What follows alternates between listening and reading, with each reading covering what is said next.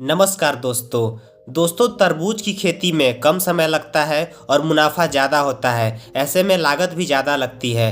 लेकिन आखिर क्यों किसान बर्बाद हो जाते हैं तरबूज की खेती करके? आज हम इसी के बारे में बात करने वाले हैं। तो चलिए दोस्तों जल्दी से वीडियो को शुरू करते हैं। नंबर 1, तरबूज में कई प्रकार के कीट व रोग हो जाते हैं जिससे फसल बर्बाद हो जाती है।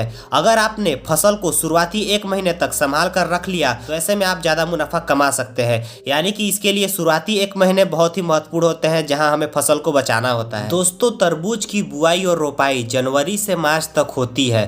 तरबूज लगभग 75 से 90 दिनों में तैयार होता है। दोस्तों तरबूज को हमेशा देख रेख की जरूरत पड़ते रहती है। तरबूज बहुत ही नाजुक पौधा होता है, ऐसे में इसे संभाल कर रखना होता है। बाकी फसलों के मुकाबले तरबूज की खेती करना थोड़ा सा ज्यादा रिस्की हो जाता है। दोस्तों फसलों को शुरुआती दिनों में 3 समस्याएं आती हैं। सबसे पहले तना गलन का अटैक होता है जो कि फफूंद से होने वाला रोग है।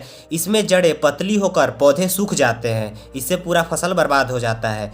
दूसरी समस्या व्हाइट ग्रब या दीमक की होती है। तीसरी समस्या तब होती है जब तरबूज के पौधों में 2 से 5 पत्तियां हो जाती हैं तो नर्म कोमल पत्तियों पर रस चूसने वाले छोटे कीड़े जैसे माहो, थीप्स, जैसिड आदि लग जाते हैं जिससे फसलों को नुकसान पहुंचती है। दोस्तों तरबूज में जड़ संबंधित रोग बहुत ही महत्वपूर्ण होते हैं।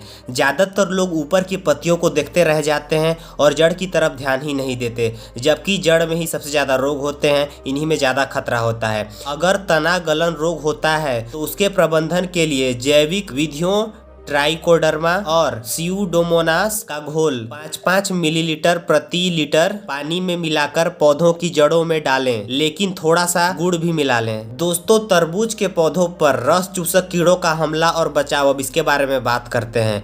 जब पौधों में 2 से 5 पत्तियां होती हैं तब रस चूसक कीट हमला करते हैं। जैसा कि मैंने आपको बताया था, माहो आदि जब हमला करते हैं तब हमें नीम के तेल में गौमूत्र मिलाकर छिड़काव करना चाहिए। दोस्तों लाल गुजिया का प्रकोप भी हमें देखने को मिलता है।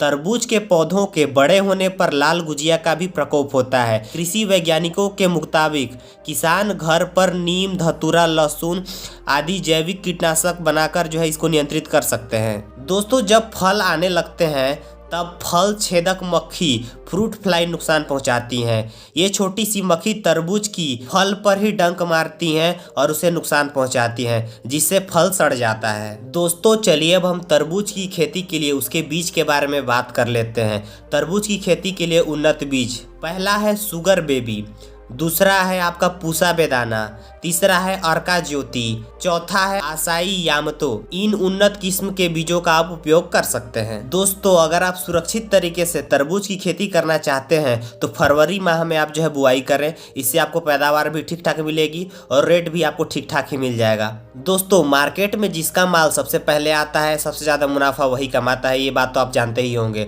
अगर मार्केट में कंपटीशन बढ़ गया, ज्यादा मात्रा में तरबूजें आ गई तो आपको कम मुनाफा मिलेगा। तो ऐसे में जितनी जल्दी मार्केट में उपलब्ध होती हैं तरबूजें उतना ही ज्यादा मुनाफा मिलता है। दोस्तों मुझे उम्मीद है कि आपको ये वीडियो पसंद आया होगा। वीडियो पसंद आया तो एक लाइक तो बनता है और इस चैनल को भी सब्सक्राइब कीजिएगा। मिलते हैं नेक्स्ट वीडियो में, तब तक के लिए नमस्कार।